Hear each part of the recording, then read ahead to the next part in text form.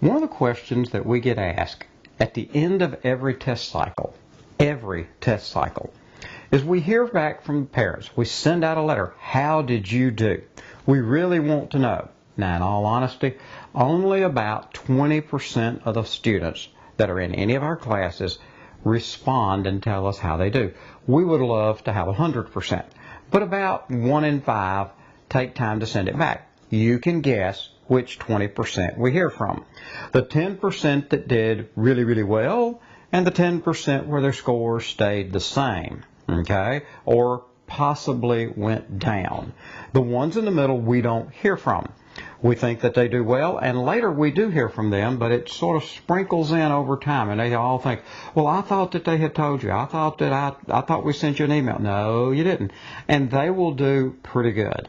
The general scores, the best that we can tell, we average about a 3 to 5% gain in the different subjects. Depends on the student and how well they liked and synced up with a particular part of it. If they were fairly strong English students but had a low score, they tend to see that jump up. If they were pretty good math students but were disappointed in their score when they took the test before the class and their score comes in kind of low, then they take the class. Now they've got a pretty good inclination towards math. Things begin to click and their math scores jump up pretty good. And so that's kind of what we see. But what I wanted to talk about is the 10% that are disappointed, sometimes even frustrated and mad. And so these get our attention the most because we really feel for each and every student. We know that they came to class. We know that they worked hard. They did their homework, just like the people sitting on each side of them. Well, the people sitting on each side of them might have gone up 3 and might have gone up 6, and they're sitting there and they went down by 1. They went down by 2. They stayed the same. And it doesn't make sense. Okay.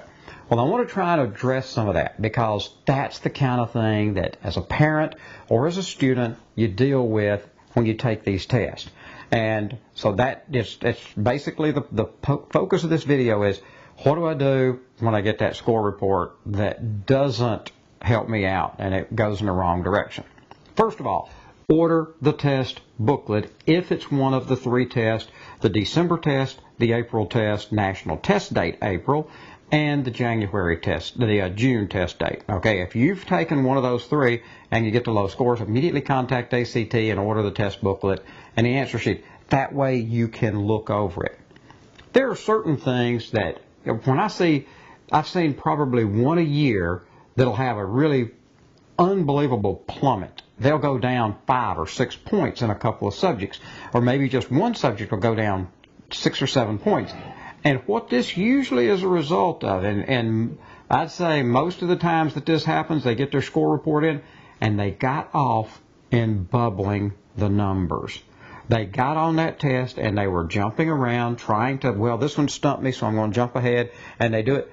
And sure enough, they make that miss mark on their score sheet, and they can miss 6, 7, or 8 in a row before they get back on track, and they don't realize it because the speed of the test is really pushing them, and they just make that mistake. That is something that can really be corrected when they take the test the next time. The next thing that tends to happen is in our classes or in one-on-one, the students get a lot of information. Sometimes it may be coming at them too fast, or they may really get it, but then they get on the test, and in the pressures of the test, everything just runs together. And they're like, oh my gosh, am I supposed to do this? Am I supposed to do that? And the pressure of the test frazzles them, and they just lose it. Now, the skills are still there. They still know what to do, but they just got psyched out on the test. Best thing to do is take that test again just as soon as you can and try and get that out of your system. We have extra tests online. We have materials. They can watch back through the videos. There's just lots of things that they can do. I've got tons of math resources still, and a lot of times they don't work on those during the course, but they might be interested after they take the test if they're not happy with their math scores. Another thing is we have Rocket Reader. If they see their reading score go down a bunch or something like that, and they really want to work on Rocket Reader to get that speed up now, certainly contact us. We can just extend their use time for that and make sure that they're using it. So these are the things to think about when that score comes in that's not exactly what you want. And that's just the best advice I can give is just keep in mind we teach the fundamentals. We don't have a way of communicating to one student at about 70% of the information and holding 30% back, and the rest of the students get all of it. It doesn't work that way. We really focus on trying to make sure all students get it, and many times they'll be showing it in the homework and they get just spooked on the test. And that's the psychology of the test, and taking the test several times is the best way to get over that. My youngest daughter had to take the test 7 times to finally get the score she wanted, but the first 2 or 3 times it was just nerves. And then as she started settling down, she took it enough to where it just got it out of her system. So I fully feel for you. I know exactly what you're going through as a parent or as a student, and I just want to tell you, hang in there with us, and hopefully it'll get better. Now, the next thing I wanted to talk about just briefly is if you are one of the lucky ones that gets a really big score jump, because we will hear from 3 or 4 or 5 every test cycle that'll see a score jump from a 25 to a 31 or a 32. If you get more than about a 4 or a 5 point jump, anything 4 or 5 is tolerable. The ACT generally doesn't ding you with that. They don't get their little feathers ruffled if you score more than that. But if you get up in that 6 or 7 and higher points improvement range for the total composite score, the ACT just doesn't believe that's possible. The ACT does not believe that by studying and preparing for the test that you can make that big of a jump. They tend to think that about a 2 to 3 point increase is the most you're ever going to get. Well, they just aren't thinking about the way we cover the test. We have quite a few of these people that score 6 or better during the course of a year. But I really encourage all of them, as soon as you get that score, immediately take the very next test. Because here's what the ACT has done to us. I've had at least 10 students over the last 5 or 6 years that's been through this with the ACT. The ACT waits 6, 7, 8 months after you've taken the test and you've got the good score. You think you're done. And the ACT comes back and says, we just don't believe that score improvement fits our statistical model. And so we want you to take the test again.